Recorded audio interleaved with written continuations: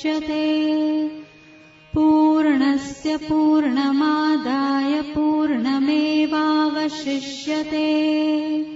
ॐ शान्ति शान्ति शान्तिः।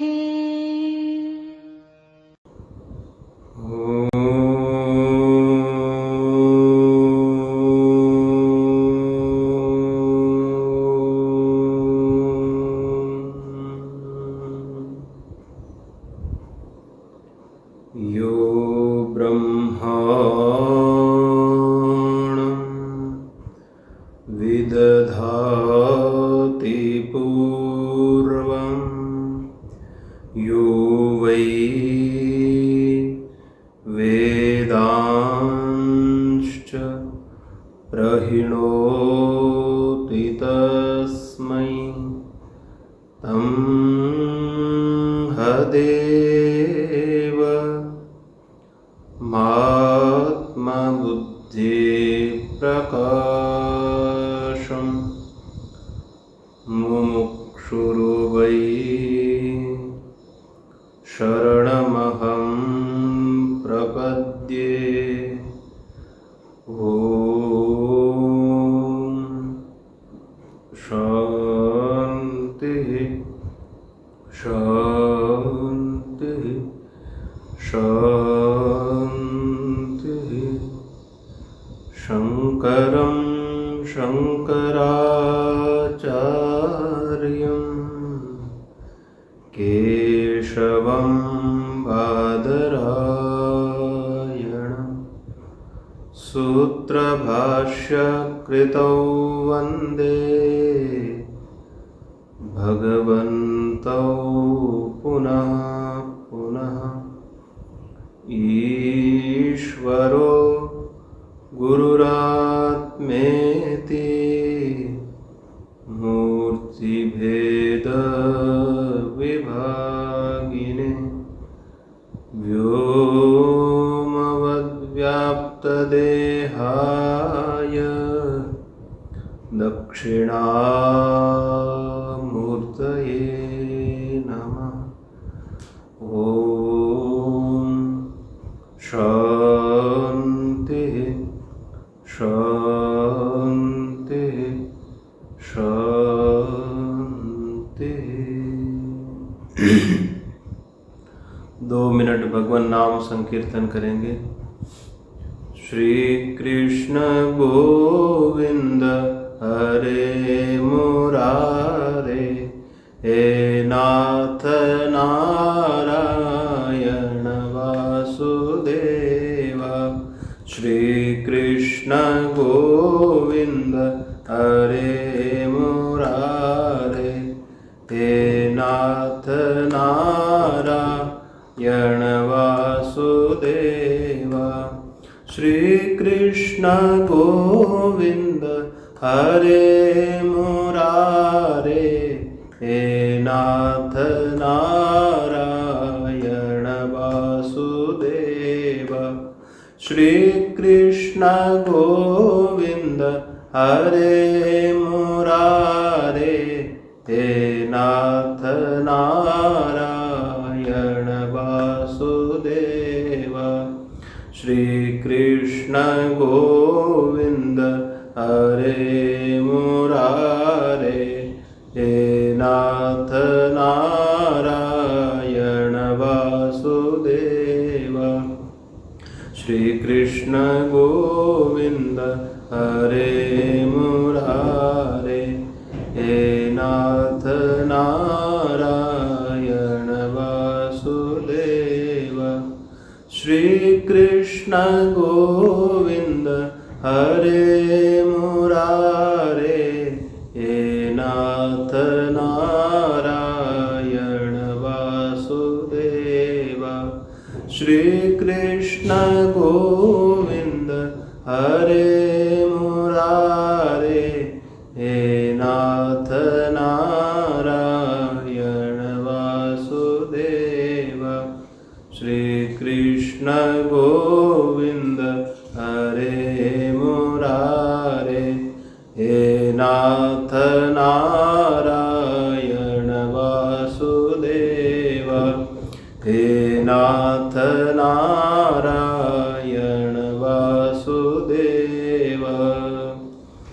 सच्चिदानंद भगवान की जय। सद्गुरुदेव भगवान की जय। सत्य सनातन धर्म की जय। स्वामी जी श्री प्रेमपुरी जी महाराज की जय। ओम नमः पार्वती पतये। हर हर महादेव शंभो।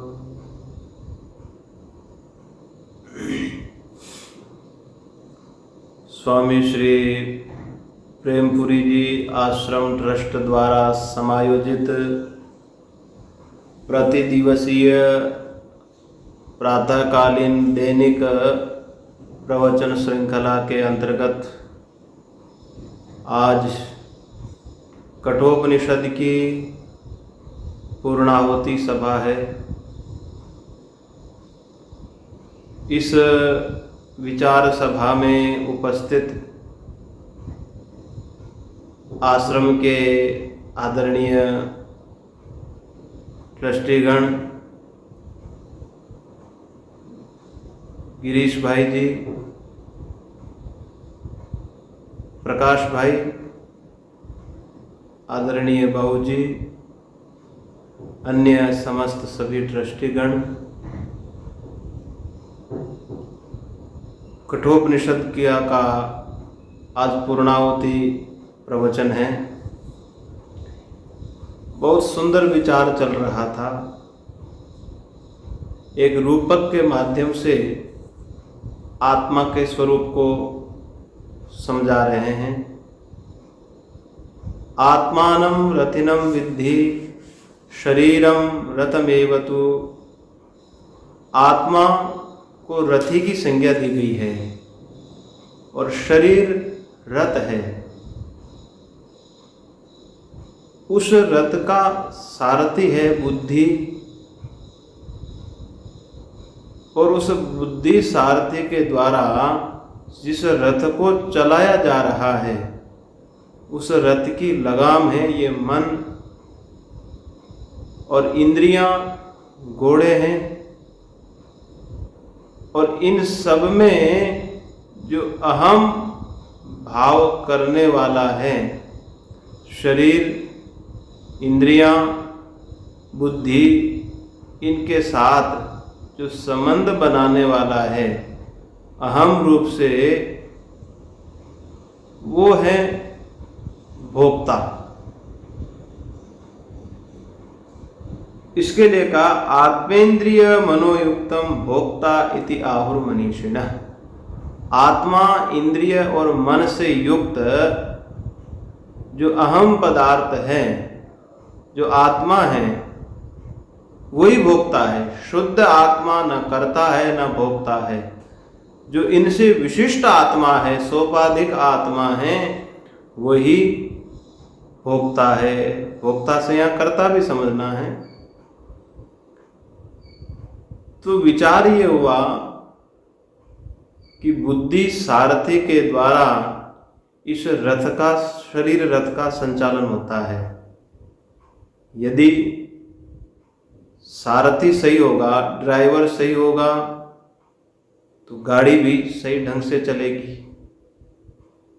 यदि ड्राइवर अशिक्षित होगा, किसी गुरु से प्रशिक्षण नहीं लिया होगा, फिर वो तो गाड़ी को अंदाजे से ही ले जाएगा, ऐसे ही छोड़ देगा।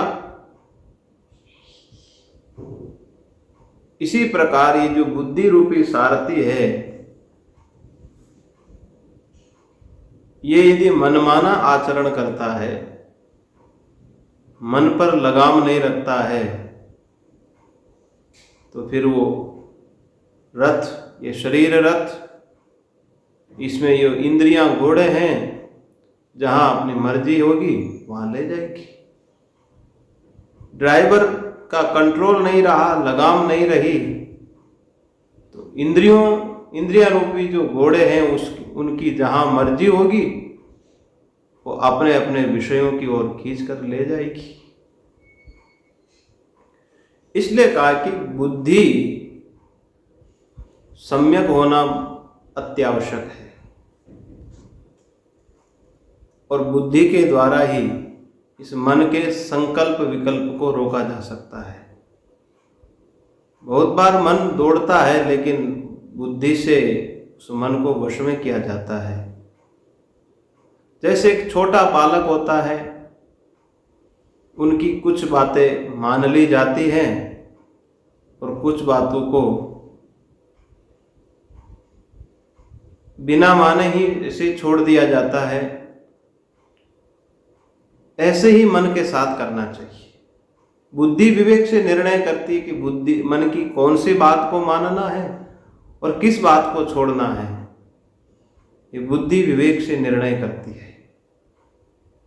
जैसे ड्राइवर को मालूम है कि कहाँ ब्रेकर है, कहाँ ब्रेक लगाना है, कहाँ लगाम खींचनी है, उसको मालूम है। इसी प्रकार बुद्धि यदि लगाम को नियंत्रण में रखती है तो ये मन नियंत्रण में रहेगा। परंतु यदि बुद्धि लोभ और वासना के वशीभूत होकर के कार्य करती है तो वो सही निर्णय नहीं कर सकती है। जैसे हमने दृष्टांत दिया था कि एक जज बहुत बड़ा विद्वान है, सुप्रीम कोर्ट का जज समझ लीजिए, बहुत बड़ा विद्वान है, संविधान के की प्रत्येक धारा की जानकारी है, परंतु यदि लोभ आ गया उसके मन में तो अपने ज्ञान को लोभ की दिशा में प्रवृत्त करेगा, जिससे कि उसकी लोभ पूर्ति हो। जानता है लेकिन वो जज लोभ के वशीभूत होकर के अपने ज्ञान को विपरीत दिशा में मोड़ देता है। कामना पैदा हो गई, मोह पैदा हो जाता है। जैसे अपनों का निर्णय देना होता है तो अपनों के लिए झूठ का सहारा लेकर उस ज्ञान को अपनों के लिए प्रयोग करता है और सही निर्णय नहीं दे पाता है। यदि सामने वाला पक्ष अगर मजबूत पक्ष है फिर भी वो अपनों के लिए निर्णय देगा। इसी प्रकार ये बुद्धि कितना ही अध्ययन कर ले, शास्त्र चिंतन कर ले,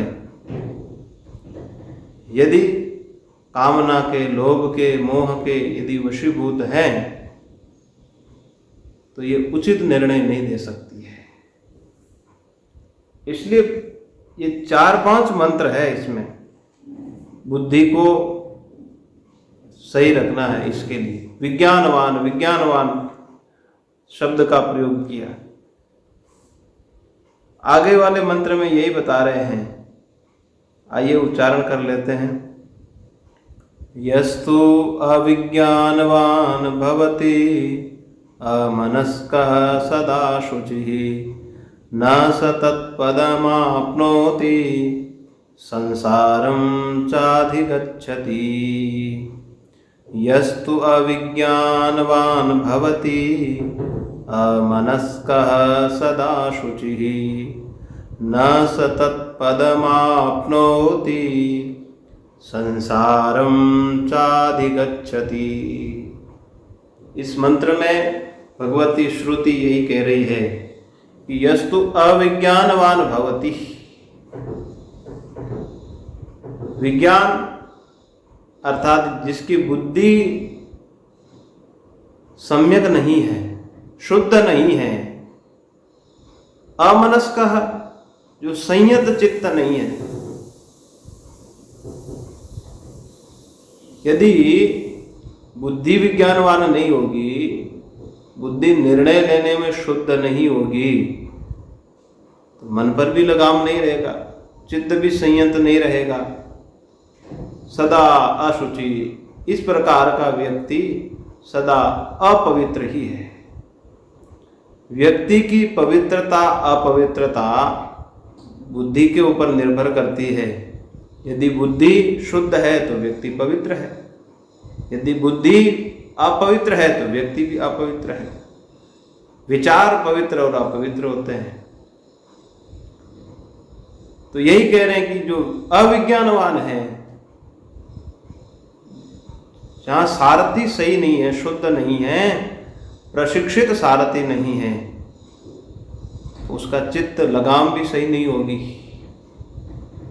असंयत चित्त होगा, सदा अशुचि, वो सदा अपवित्र ही है। न स तत्पदम आपनोति, वो उस परम लक्ष्य गंतव्य तक नहीं पहुंच सकता है। संसारम चादिगच्छति, संसार को ही प्राप्त होगा। मैंने पूर्व में निवेदन किया था कि ये जो रथ है मोक्ष की तरफ भी ले जा सकता है और संसार की तरफ भी ले जा सकता है। दोनों तरफ जाना इस शरीर रूपी रथ से ही है। और ये शरीर शब्द स्पर्श रूप रस गंध के माध्यम से ही परमार्थ की तरफ भी जाएगा और संसार की तरफ भी जाएगा। ये रथ के ऊपर निर्णय करता है कि रथ किधर जा रहा है। ऐसे ही उस रथ को जो चलाने वाला है बुद्धि, वो बुद्धि ही रथ को ले जाएगी। तो कहा कि जिसकी बुद्धि सही नहीं है तो वो तो अपवित्र ही है। बुद्धि निर्णय गलत करेगी तो बुद्धि नाशात प्रणश्यति। भगवान श्री कृष्ण गीता में कहते हैं कि बुद्धि का नाश हो गया तो व्यक्ति का विनाश हो जाता है। इसलिए इन सब मंत्रों में सारथी सम्यक होना चाहिए, सारथी सम्यक होना चाहिए, यही बात बता रहे हैं। तो आगे मंत्र में वही कह रहे हैं कि जिसकी बुद्धि सही है, शुद्ध है, उसका क्या होगा। यस्तु विज्ञानवान भवति समनस्कः सदा शुचिः स तु तत्पदमाप्नोति यस्माद् भूयो न जायते। यस्तु विज्ञानवान भवति समनस्कः सदा शुचिः स तु तत्पदमाप्नोति यस्माद् भूयो न जायते। यदि आपकी बुद्धि में विज्ञान है तो वो बुद्धि मन को खुला नहीं छोड़ेगी। समनस्कः, वो संयत चित्त होगा, उसका मन भी वश में होगा और वो पवित्र आत्मा होगा, उसकी बुद्धि पवित्र होगी। स तु तत्पदम आपनोति, ऐसा व्यक्ति उस परमार्थ तत्व को आपनोति प्राप्त कर लेता है। यस्मात् भूयो न जायते, जिसके बाद उसका दोबारा जन्म नहीं होता है, जन्म के चक्कर से छूट जाता है, आवागमन बंद हो जाता है। क्योंकि तस्यैव प्राणा उत्क्रामन्ते अत्रैव विलीयन्ते, उसके प्राण यहीं पर विलीन हो जाते हैं और यहीं पर उत्क्रमण होते हैं और यहीं पर विलीन हो जाते हैं। और जो संसार मार्गी है उसके प्राणों का उत्क्रमण होता है, अधोगमन होता है, परंतु जो परमार्थ मार्गी है, आत्मज्ञानी पुरुष है, उसके प्राण यहीं पर विलीन हो जाते हैं। ये सूक्ष्म शरीर इसी परमार्थ तत्व में विलीन हो जाता है, आवागमन बंद हो जाता है। इसलिए कहा कि बुद्धि को पवित्र रखना चाहिए। बुद्धि पवित्र तो शरीर पवित्र है। अपवित्रः पवित्रो वा सर्वावस्थां गतोऽपि वा यः स्मरेत् पुण्डरीकाक्षं स बाह्याभ्यन्तरः शुचिः। अपवित्र, सुबह जब संध्या काल में ये मंत्र पढ़ा जाता है अपने शरीर की शुद्धि के लिए, अपवित्र पवित्रो वा करके अपने शरीर में जल छिड़कते हैं, शरीर को शुद्ध करते हैं।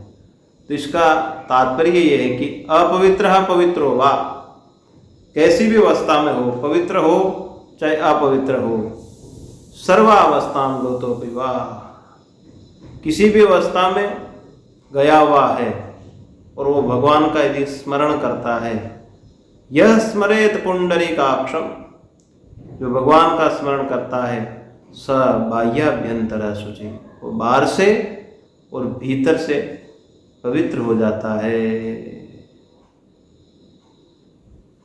इस प्रकार से इसमें विचार किया कि भाई बुद्धि सही होगी तो परम तत्व प्राप्त होगा। बुद्धि को सही रखने के लिए रथी को सही रखना जरूरी है, क्योंकि रथी राजा है। राजा अगर सही होगा तो बुद्धि जो मंत्री है, वो मंत्री भी उसके अनुशासन में सही काम करेंगे।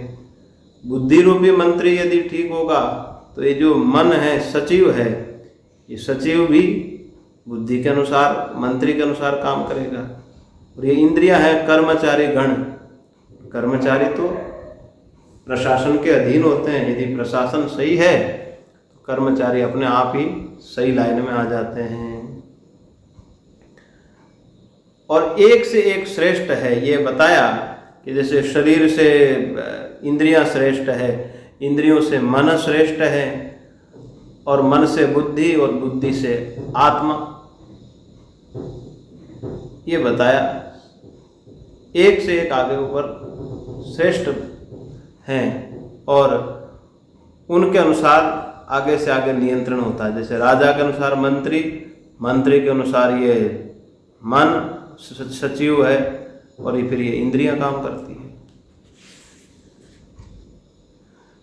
अब इस वल्ली को पूर्ण करना तो इतना आसान नहीं है, काफी मंत्र है।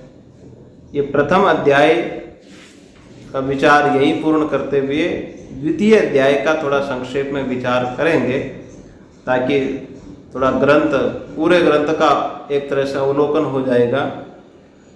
तो प्रथम अध्याय में आत्मा का बड़े सुंदर ढंग से विवेचन हुआ। उसमें रथ रूपक के द्वारा आत्मा को पृथक किया और इंद्रियों से लेकर के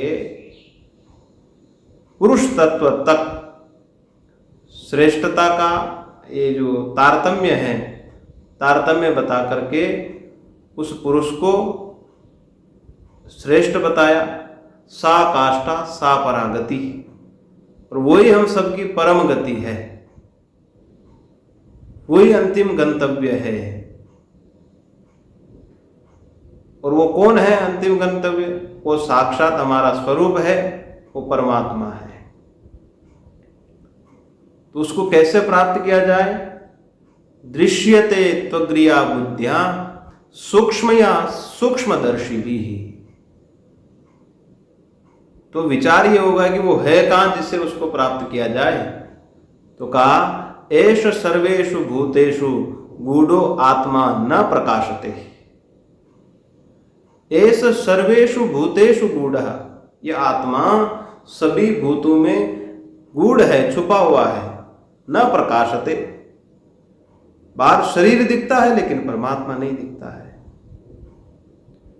जैसे हमारी दृष्टि चित्र में है, पर्दे में नहीं है। मूल तो पर्दा ही है, पर्दे पर ही सब चित्र दिखाई दे रहे हैं, लेकिन हमारी दृष्टि चित्र पर टिकी हुई है। इसी प्रकार परमात्मा से ही ये शरीर चल रहा है, लेकिन हमारी दृष्टि इस शरीर पर टिकी हुई है।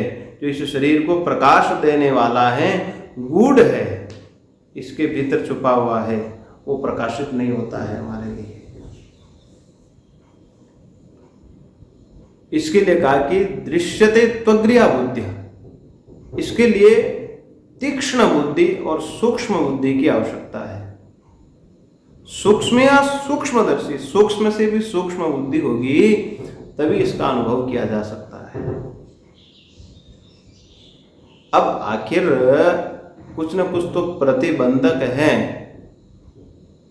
जिससे हम ये ज्ञान नहीं कर पाते हैं। गलती कहाँ हो रही है?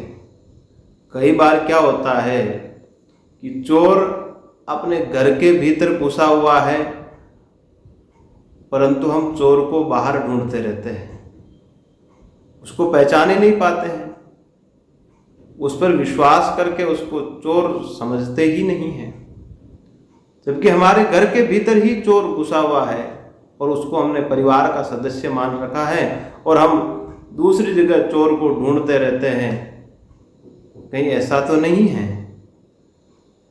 उसी बात को यह अग्रिम मंत्र में बता रहे कि कौन सा प्रतिबंध है जिससे अपना स्वरूप, वो जो आत्मा है, ये दिखाई नहीं देता है और जो जगत है वो दिख जाता है स्वाभाविक रूप से। श्रुति इस प्रतिबंध की तरफ इशारा कर रही है।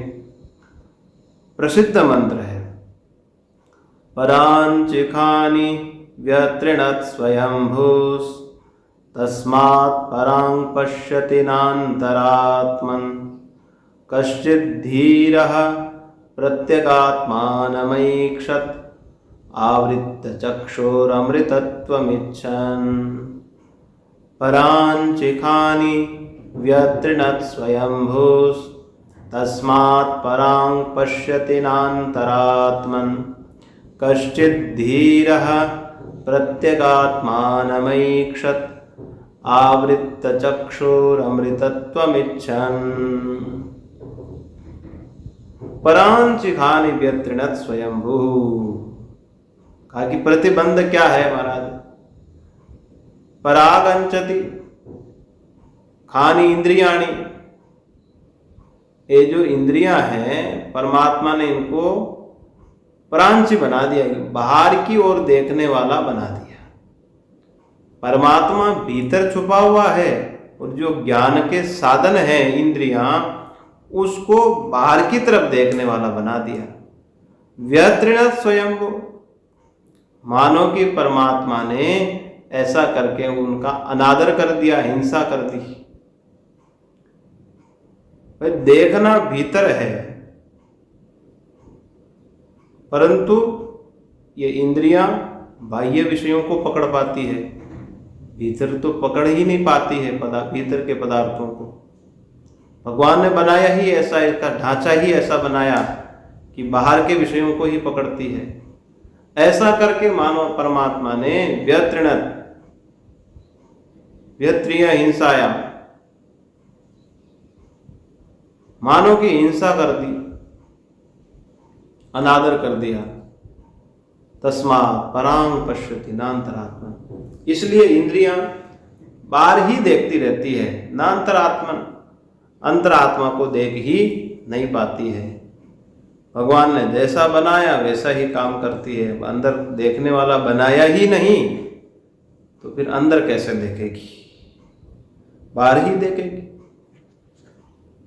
कश्चित् धीरः प्रत्यगात्मानमैक्षत्, कोई धीर पुरुष, धीर में भी कश्चित जोड़ दिया, धीर में से भी कोई धीर पुरुष ही इस आत्मा को समझ पाता। प्रत्यगात्मानमैक्षत्,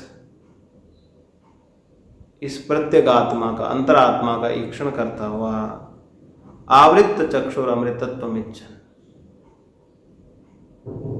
कह रहे हैं कि आवृत्त चक्षु होना चाहिए। चक्षु से तात्पर्य यहाँ सभी इंद्रियां ढकी हुई होनी चाहिए, अर्थात संसार के विषयों का ग्रहण न करके परमात्मा अभिमुख होना ही यहाँ पर विषयों को ढकना है। आवृत्त चक्षु, इंद्रियों को ढकना है। अमृतत्वमिच्छन्, अमृतत्व की इच्छा करते हुए व्यक्ति को आवृत्त चक्षु होना चाहिए। जो जगत के बाह्य विषय हैं, उन बाह्य विषयों से प्रवृत्ति को हटाना चाहिए। अब भगवान ने बाहर की ओर ही देखने वाला बनाया। इसके लिए कह रहे हैं कि जैसे घर में कोई बालक है, नवयुवक बालक, घर वाले उसको बाहर जाने से रोकते हैं, लेकिन वो बहिर्मुखी व्यक्ति बार बार बाहर ही जाना चाहता है, उसकी प्रवृत्ति बाहर ही होगी। अब वो घर वालों का कहना नहीं मानता है, सब लोग उससे नाराज होते हैं, फिर जब नहीं मानता है तो आखिर क्या कहेंगे कि जाओ तुम बाहर ही चले जाओ, वापस आना ही मत। क्रोध में आकर क्या बोलते कि चले जाओ तुम बाहर ही चले जाओ, किसी की बात सुनना ही नहीं है तो बाहर चले जाओ। इसी प्रकार ये इंद्रियां शरीर में कार्य करने के लिए है, शरीर के भीतर कार्य करने के लिए है, परंतु बार बार बाहर देखने की इच्छा करती है। जिस काम के लिए है वो काम करना नहीं है, मना करते हैं, लेकिन बार बार बाहर ही देखने की इच्छा करती है। तो परमात्मा ने इंद्रियों को बहिर्मुखी ही बना दिया। चलो तुम बाहर की ओर ही देखते रहो, भीतर देखने का सामर्थ्य आएगा ही नहीं। इसलिए कहा व्यतृणात्, अब अंतरात्मा को देखने का सामर्थ्य तुम्हारे भीतर नहीं रहेगा। कोई कहे कि भाई परमात्मा ने इनको ऐसा बना दिया तो हम क्या करें, अब इसमें हमारा क्या दोष है, बना दिया तो हम नहीं देख पाएंगे अपने स्वरूप को। फिर भगवान इसका उत्तर देते हैं कि भाई इस जीव का स्वभाव है कि जब जब भी ये परमात्मा की उपासना करता है, ध्यान भजन करता है और भगवान प्रसन्न होकर के जब आशीर्वाद देते हैं तो मांगता संसार को ही है। भगवान को प्रकट करके, भगवान को प्रसन्न करके बदले में दुनिया ही मांगता है, दुनिया की कोई वस्तु चाहिए। इसलिए भगवान जीव की इच्छा अनुसार उसको बहिर्मुखी बना देते हैं। चलो तुम जगत को ही देखते रहो, और जगत को देखने के लिए, जागतिक वस्तुओं का उपभोग करने के लिए इंद्रियों को बहिर्मुख बनाना जरूरी है। और इंद्रियां यदि बहिर्मुख होगी ही नहीं तो जगत की वस्तुओं का उपभोग कैसे करोगे। इसलिए भगवान ने इंद्रियों को बहिर्मुख बना दिया, और बहिर्मुख साधन से हम बाहर की वस्तु को ही देख सकते हैं, आत्म वस्तु को नहीं देख सकते हैं। इस प्रकार से ये बाहर की दौड़ कभी समाप्त ही नहीं होती है, चलती ही रहती है। जैसे बाहर की ओर देखने वाला बना दिया तो शब्द स्पर्श रूप रस गंध इन विषयों का ग्रहण करेगा, और विषयों का ग्रहण करते करते विषयों में शोभन बुद्धि हो जाती है, प्रेम हो जाता है विषयों से, वो संस्कार भीतर बैठ जाता है। फिर वो संस्कार वासना का रूप लेता है, उन विषयों को प्राप्त करने की तरफ प्रवृत्ति होती है। इस प्रकार से अनादि जन्म मरण का चक्र चलता ही रहता है, बार बार संसार में आता है। ये बहिर्मुख इंद्रियां हैं और इंद्रियों के द्वारा विषयों का ग्रहण करता है, फिर विषयों में उसको प्रेम हो जाता है, शोभन बुद्धि हो जाती है, फिर उन विषयों का संस्कार भीतर पड़ता है, फिर वो संस्कार वासना का रूप लेकर के बार बार उन विषयों की तरफ ही वो दौड़ता है। यही चक्र हमेशा चलता रहता है।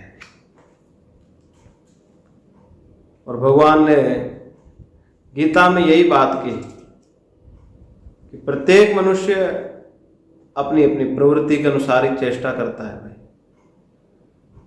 सदृशं चेष्टते स्वस्यः प्रकृतिर्ज्ञानवानपि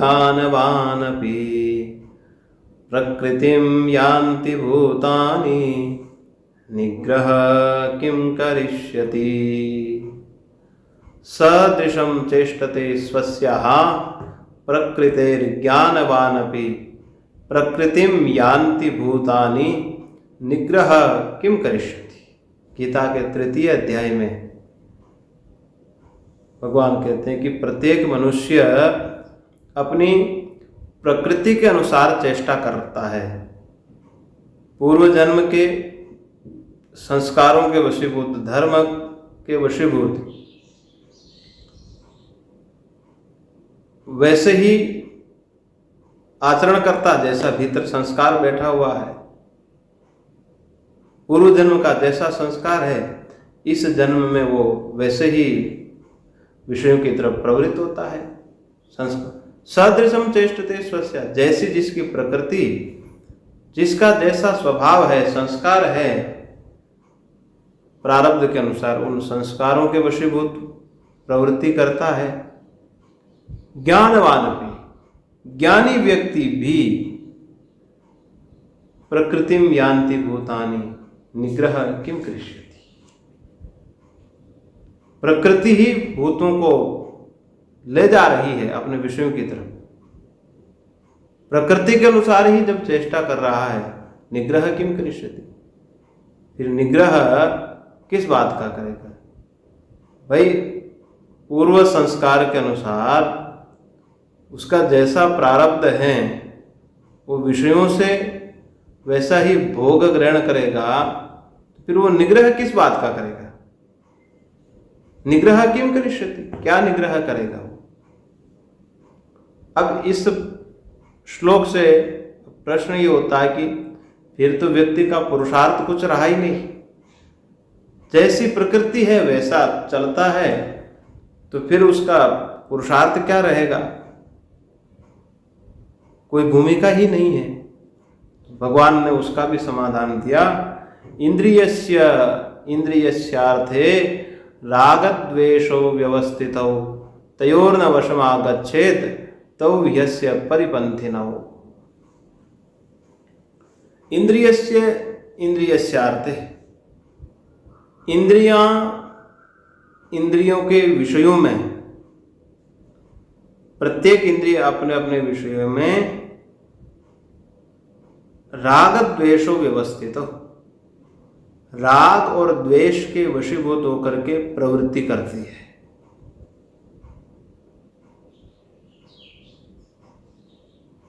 ये जो हमारी प्रवृत्ति है संसार में, इस प्रवृत्ति के लिए ये प्रकृति पहले पदार्थ के प्रति राग पैदा करती है या द्वेष पैदा करती है।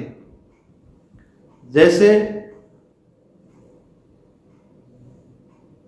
कुछ काल पहले मोबाइल चलाते नहीं थे, लेकिन मोबाइल अब खरीद लिया, उस मोबाइल के प्रति राग हो गया। अब इस ऐसा प्रेम हो गया इससे कि इसके बिना जीना मुश्किल। एकादशी का व्रत रख ले व्यक्ति, परंतु मोबाइल के बिना नहीं रह पाता है। क्यों? क्योंकि प्रकृति ने राग पैदा कर दिया और वो राग के वशीभूत ही उसकी मोबाइल में प्रवृत्ति हो रही है। और कोई शत्रु है, उस शत्रु के प्रति द्वेष पैदा कर दिया, एक के प्रति राग और एक के प्रति द्वेष पैदा कर दिया। तो इंद्रियां अपने अपने विषयों की तरफ, पदार्थों की तरफ राग और द्वेष के वशीभूत होकर के प्रवृत्ति करती है। और ये प्रवृत्ति तभी कराती है जब राग पैदा करती है। पहले तयोर्न वशमागच्छेत्, उस राग और द्वेष के वश में न आए तो ही यस्य परिपन्थिनो। ये दोनों ही शत्रु है हमारा। ये प्रवृत्ति में शत्रु कौन है? ये राग और द्वेष। अब यहां पर हमारा पुरुषार्थ किस जगह काम करता है, इस पुरुषार्थ को समझना है। भगवान भी प्रवृत्ति का निषेध नहीं करते हैं। भगवान कह रहे हैं कि प्रकृति के अनुसार चेष्टा होती है। जिसके जैसे संस्कार है पूर्व जन्म के या इस जन्म के, वैसे ही व्यक्ति चेष्टा करता है, प्रवृत्ति करता है। परंतु उस प्रवृत्ति के पीछे प्रकृति राग और द्वेष पैदा करती है। तो भगवान कह रहे हैं कि ये राग और द्वेष को समाप्त करना ये व्यक्ति के पुरुषार्थ पर निर्भर करता है, ये प्रारब्ध नहीं है। पुरुषार्थ के बल पर इस राग और द्वेष को समाप्त किया जा सकता है। प्रवृत्ति नहीं रुकेगी, लेकिन वो पदार्थ के प्रति राग द्वेष समाप्त किया जा सकता है। जैसे उदाहरण देते हैं कि एक छोटा बालक है, पहले मिठाई नहीं खाता था, दूसरों को मिठाई खाते हुए देखा, धीरे धीरे उसको संस्कार बन गया और उस संस्कार से मिठाई खाने की वासना पैदा हो गई। अब वो बार बार मिठाई खाने लगा। ऐसी आसक्ति हो गई कि पैसे चोरी करके वो मिठाई खाने लगा। अब उसकी मिठाई छुड़वानी हो तो क्या करना पड़ेगा?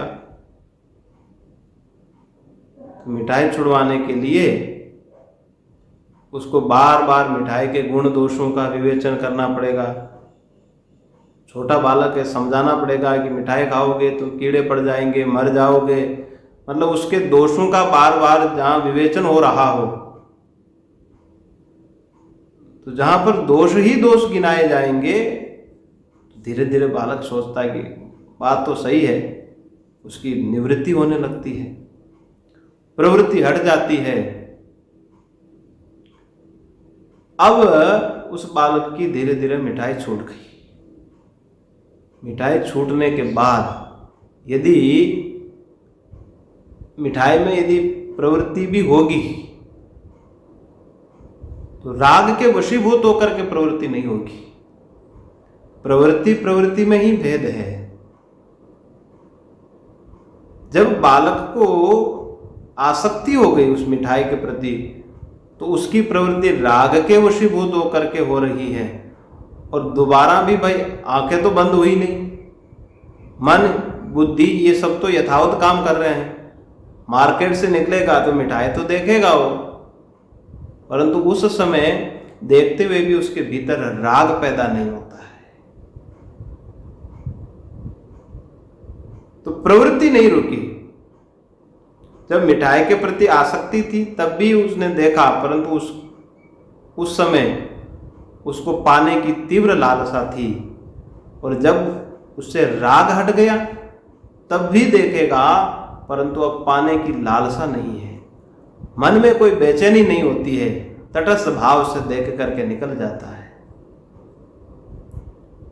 भगवान कहते हैं कि इंद्रियां अपने अपने विषयों में प्रवृत्त होती हैं, तो प्रकृति पहले राग पैदा करती है या द्वेष पैदा करती है, तब प्रवृत्ति होती है। उस राग द्वेष को हटाना ये मानव जीवन का बहुत बड़ा पुरुषार्थ है। प्रवृत्ति जैसे आंख का देखने का काम है, तो आंख तो सदा देखेगी ही। आत्मज्ञान होने के बाद भी आंख से देखने का ही काम होगा। तत्त इंद्रियों के द्वारा तत्त विषयों का ही दर्शन होगा। शरीर का ढांचा तो नहीं बदलेगा, परंतु उन विषयों के साथ जो संबंध होगा वो बिना राग द्वेष के होगा। स्वाभाविक दिख गया आंख से तो देख लिया, परंतु राग द्वेष नहीं है, तो भीतर से फिर वो विषय सुख दुख देने वाला भी नहीं बनेगा। जब विषय के प्रति राग पैदा होता है, अनुराग पैदा होता है, तब वो सुख दुख देने वाला बनता है। जब स्वाभाविक ही प्रवृत्ति होगी तो कोई क्लेश मन के भीतर नहीं होगा। इसलिए पुरुषार्थ के बल पर हमें राग द्वेष को हटाना है। भाई हम संसार में रहते हैं तो आंख से देखने का भी काम होगा, कान से सुनने का भी काम होगा, मुख से बोलने का काम होगा, ज्ञानेंद्रियां कर्मेंद्रियां अपना अपना सब काम करेगी, परंतु राग द्वेष को हटाना है। उसके बाद जो फिर प्रवृत्ति होगी वो क्लेशदायक नहीं होगी। कहा तो प्रवृत्ति को कैसे हटाया जाए? जैसे बालक की एक मिठाई से निवृत्ति हो गई, मिठाई की तरफ इच्छा नहीं होती, उसके लिए उसके दोषों का विवेचन किया, बार बार समझाया गया उसको, तब उसको बात समझ में आ गई। इसी प्रकार जब संसार के वास्तविक स्वरूप का, इसके गुण दोषों का बार बार जहाँ पर विवेचन होता हो कि भाई संसार क्षण भंगुर है, अनित्य है, मायिक है और ये संसार कभी साथ में नहीं जाता है, ये तो स्वयं नष्ट होने वाला है। तो शास्त्र के द्वारा जब इस तरह का निरूपण होता ना कि धनानि भूमौ पशुवश्च गोष्ठे नारी गृह द्वारे सुता श्मशाने, जब शास्त्रीय विवेचन करता है कि भाई मर जाओगे तो धन बैंक में रह जाएगा अथवा भूमि में रह जाएगा, पशु गौशाला में ही रह जाएंगे, नारी घर के द्वार तक ही सीमित रह जाएगी और पुत्र श्मशान तक साथ में जाएगा, उसके बाद कोई साथ में नहीं जाएगा। साथ में कौन जाएगा फिर? कहा कि धर्मानुगच्छति जीवे, परलोक मार्ग में जो धर्मानुगमन किया है वो धर्म ही साथ में जाता है, बाकी कुछ भी साथ में नहीं जाता है। इस प्रकार से जब जगत के दोषों का विवेचन होता हो तो विवेचन, जैसे आप मार्केट में जाते हैं तो दुकानदार किसी चीज की क्वालिटी दिखाता है तो वो इतना घटाटोप वर्णन करता है, सुंदर तरीके से अपनी वस्तुओं को बेचने के लिए वर्णन करता है, तो हमारा मन ललचा जाता है, उस पदार्थ को लेने की इच्छा हो जाती है।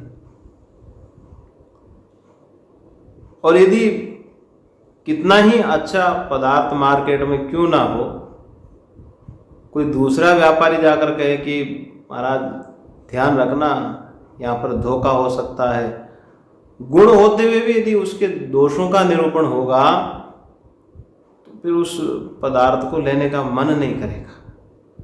गुण तो है परंतु बार बार जब उसके दोष को दोहराएंगे तो हमारा भी मन नहीं करेगा कि उसको लेकर के क्या करेंगे। तो पदार्थ से प्रवृत्ति और निवृत्ति हटाने के लिए उसके गुण दोषों को पहले समझना पड़ता है।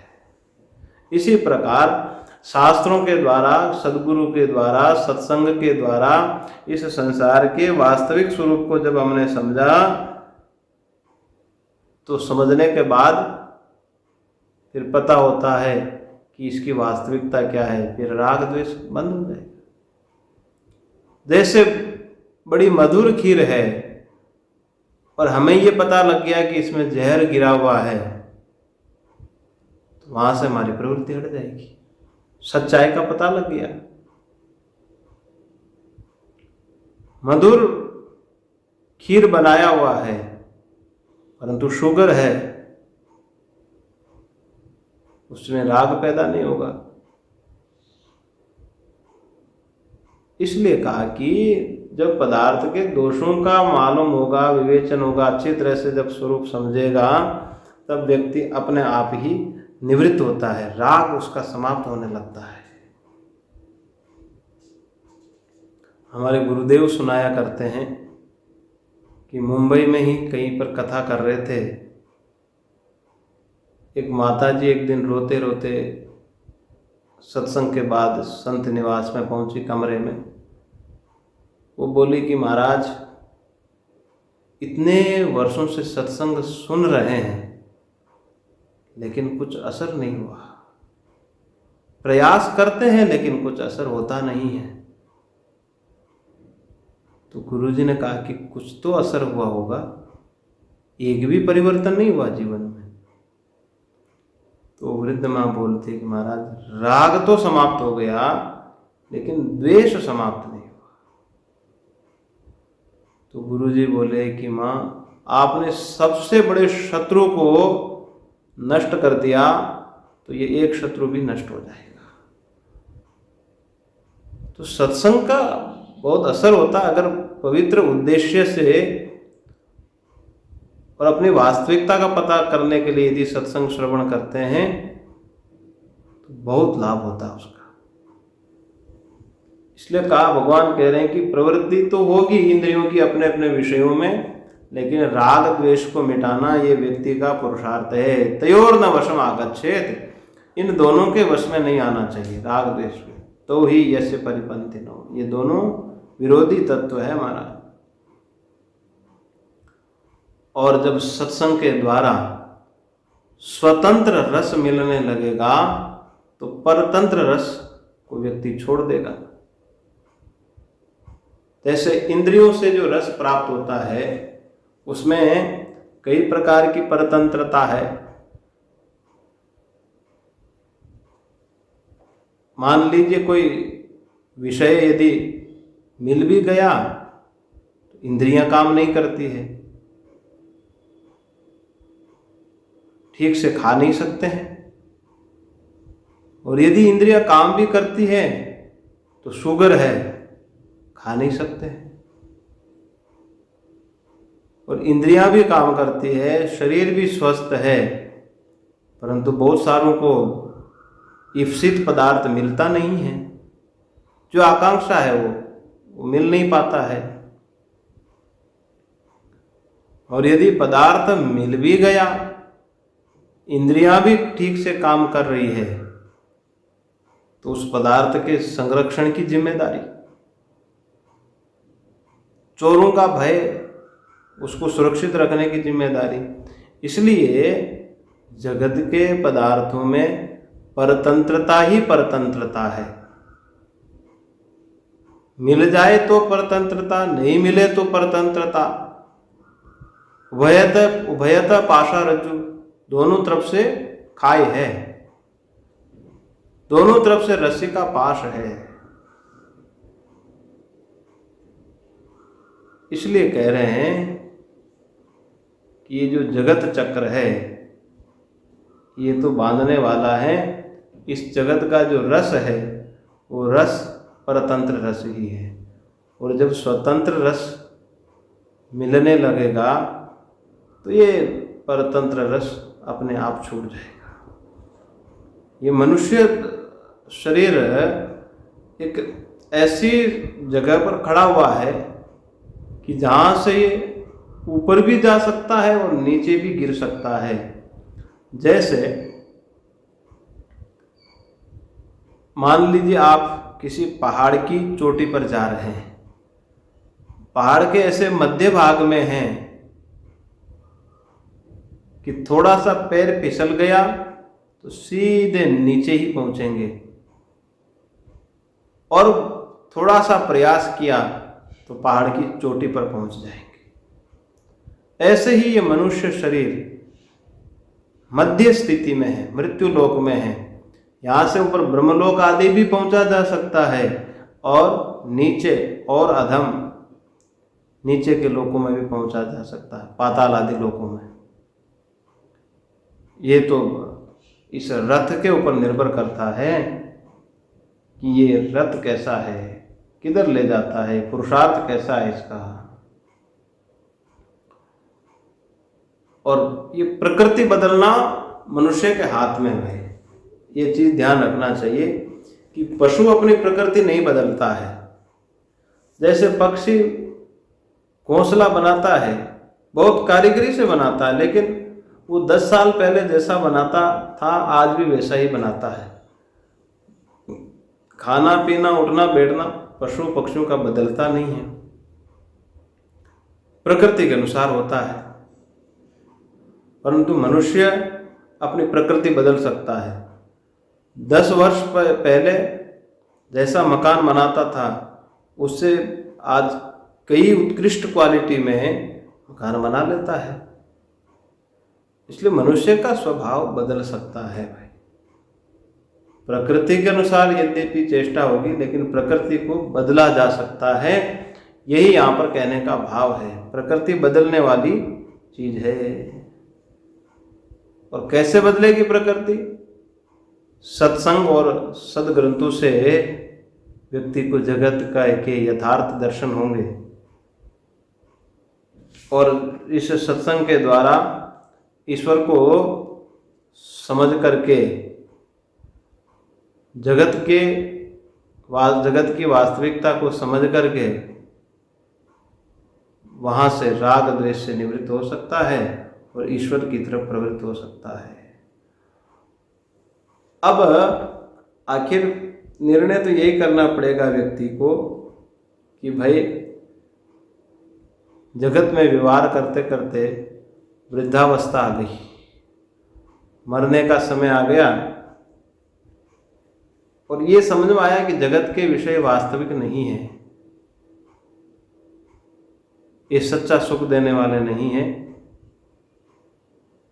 तो वासना समाप्त होती है। नहीं तो ये मन की वासना एक ऐसी चीज है, शरीर बूढ़ा हो जाता है लेकिन मन बूढ़ा नहीं होता है। मैंने देखा बहुत सारे वृद्ध बोलते ही रहते हैं, अखंड बोलते हैं, रुकते ही नहीं है। शरीर भीतर से बूढ़ा लेकिन वाणी लड़खड़ा रही है, फिर भी बोलने का प्रयास करता है। मन अभी जवान है, कामना कम नहीं होती है, वासना कमजोर नहीं पड़ती है, पर शरीर वृद्ध हो जाता है। इसलिए कहा भाई सत्संग और सदग्रंथों के द्वारा इस दुनिया को समझना बहुत जरूरी है। दुनिया में व्यवहार तो होगा, ये हमने कई बार प्रसंगों में निवेदन किया कि गृहस्थ जीवन है चाहे साधु जीवन है, दुनिया में प्रवृत्ति तो होगी परंतु सच्चाई समझ में आ जाएगी तो देख कर भी अनदेखा कर देता है। जैसे पता चल गया कि खीर में जहर गिरा हुआ है तो खीर को देखकर भी हम हाथ नहीं लगाएंगे उसमें। जब आंख से देख लिया कि गड्ढा है तो गड्ढे को देख करके हम उधर जाएंगे नहीं। इसलिए जगत में ही रहना है और जगत में ही व्यवहार करना है। व्यवहार करते हुए भी एक नाटककार की तरह अपने को पात्र के साथ अभिनय करना है। हमारे रमण रहते वाले स्वामी जी हमेशा बोलते हैं नाटक करना, हमें ये नाटक करने दो, अब ये नाटक पूरा हो गया हम दूसरा नाटक कर लेते हैं। उसके पीछे बड़ा गूढ़ अर्थ छिपा हुआ है भाई। वास्तव में नाटक ही करना होता है। जैसे नाटककार जानता है कि मेरा वास्तविक जीवन दूसरा है, पर्दे के पीछे का जीवन, लेकिन जो मैं नाटक कर रहा हूं ये जीवन दूसरा है। ऐसे ही दुनिया में रहते हुए हमें ऐसे नाटककार की तरह रहना है कि भाई हमारा वास्तविक स्वरूप जीवन दूसरा है और दुनिया में केवल व्यवहार निभाना है। कर्तव्य तो निभाने पड़ेंगे, कर्तव्य से दूर नहीं भाग सकते हैं। कोई पिता है तो पितृत्व धर्म उसको निभाना पड़ेगा, कोई माँ है तो मातृत्व धर्म उसको निभाना पड़ेगा, परंतु संसार में जीना है नाटककार की तरह। वो तभी जी पाएगा जब राग और द्वेष निवृत्त हो जाएगा, तो फिर संसार से उसको विमुख हो जाएगा। संसार से विमुख होते ही अंतर्मुखी होगा, अंतर्मुखी होगा तो अपने स्वरूप का दर्शन होगा। इस प्रकार से ये द्वितीय अध्याय का थोड़ा सा विचार होगा। जितना संभव हो पाया उतना विचार किया। हरि अनंत, हरि कथा अनंता, अनंत यात्रा है, ये तो जीवन भर चिंतन चलता रहेगा। हरि कृपा से यथामति यथा सामर्थ्य मैंने आपके सामने अपने विचार प्रस्तुत किए। गुरु कृपा से, पूज्य सद्गुरुदेव के आशीर्वाद से जैसा मेरा चिंतन था, जैसा सामर्थ्य था, उसके अनुसार मैंने टूटी फूटी भाषा में आपके सामने प्रस्तुत करने का प्रयास किया। आप सभी बहुत बहुत धन्यवाद के पात्र हैं कि आपने इतना ध्यानपूर्वक सुना, गहराई से सुना। और इस कार्यक्रम के जो विशेष निमित्त है, हमारे आदरणीय गिरीश भाई बीच बीच में याद करते रहते हैं कि महाराज जी ये समय आपको देना है। हम तो यही बोलते हैं कि हमारा तो जीवन ही इसी के लिए है। हमारी साधना तो श्रोताओं के माध्यम से ही होती है। 1 महीने का विचार हुआ, आप श्रोता थे इसलिए विचार कर पाए, नहीं तो विचार नहीं कर पाते। और इस विचार को रखने में हेतु है गिरीश भाई, निरंतर सत्संग का ही चिंतन करते हैं। इसके बाद कौन से वक्त आएंगे, फिर कौन से वक्त आएंगे, केवल सत्संग के ही काम में लगे रहते हैं। और हमारे प्रकाश भाई जो ऐसे ऐसे प्रश्न करते हैं कि कोई शास्त्र वक्ता नहीं होगा, शास्त्र चिंतक नहीं होगा तो उन प्रश्नों का उत्तर ही नहीं दे पाएगा। इतना बड़ा कार्य होने पर भी सत्संग की तरफ प्रवृत्ति होना, समझना कि बहुत बड़ा धर्मात्मा व्यक्ति है। अभाव में तो व्यक्ति त्यागी बन सकता है, लेकिन भोग प्राप्त होते हुए भोगों से निवृत्ति, ये बहुत बड़ा त्याग है भाई, बहुत बड़ी साधना है। इसलिए हमारे प्रकाश भाई भी धन्यवाद के पात्र हैं।